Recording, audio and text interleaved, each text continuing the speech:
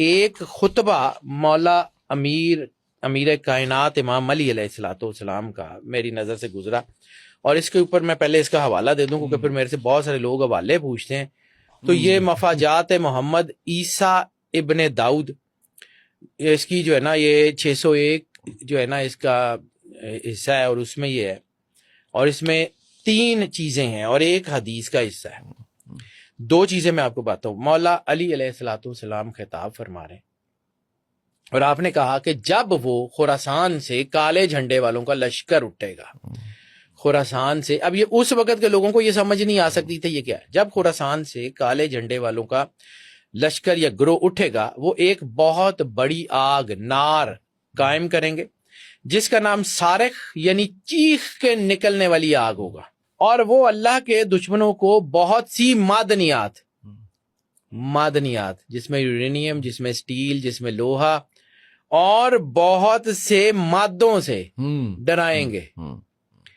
مادے کون سے؟ نیوکلیئر یا نان نیوکلیئر؟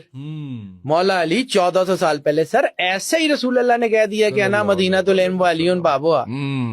مولا نے کہا تھا کہ وہ دھاتیں اور مادے سے دھمکی دیں گے، ڈرائیں گے، جو مخلوط ہوں گی، جو آپس میں مرکب ہوں گی، وہ سنگل نہیں ہوں گی.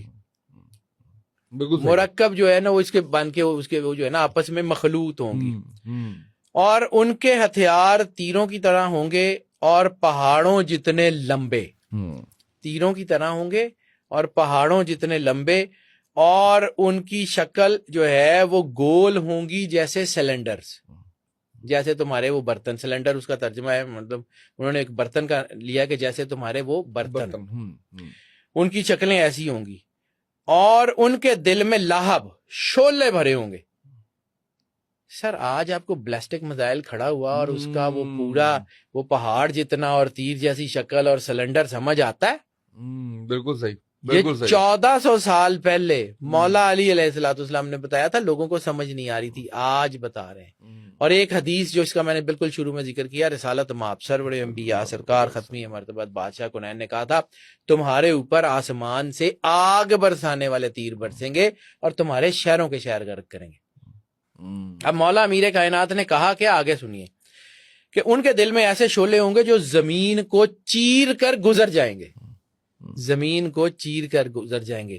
آپ کو آج پتا ہے کہ وہ بسٹر جو ہے نا بم، وہ جو ہے زمین کے نیچے 100 میٹر 1500 میٹر تک چلے جاتے ہیں. وہ زمین کو چیر کے گزر جائیں گے، پانی اور ہوا کو خراب کر دیں گے، کوئی چیز زندہ نہیں چھوڑیں گے، سب کو کھا جائیں گے.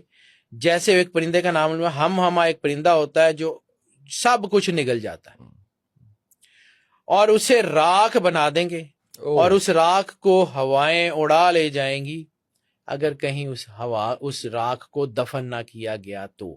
سر ساری تابکاری تو مالک نے بتا دی ہے، ایٹمی پاور. سر اور کیا ہے کہ جب وہ ایٹامک بلاسٹ ہوگا، ایٹامک بلاسٹ سے وہ راکھ اڑے گی تو وہ زمین پہ آئے گی. جب تک اس کو دفن نہیں کیا جائے گا وہ بیماریاں پھیلاتی رہے گی، وہ تابکاری پھیلاتی رہے گی، وہ سارا کچھ کرتی رہے گی. اور آپ کو ایٹامک سیری اور کس سے چاہیے؟ بالکل صحیح. ٹھیک ہے، بالکل صحیح.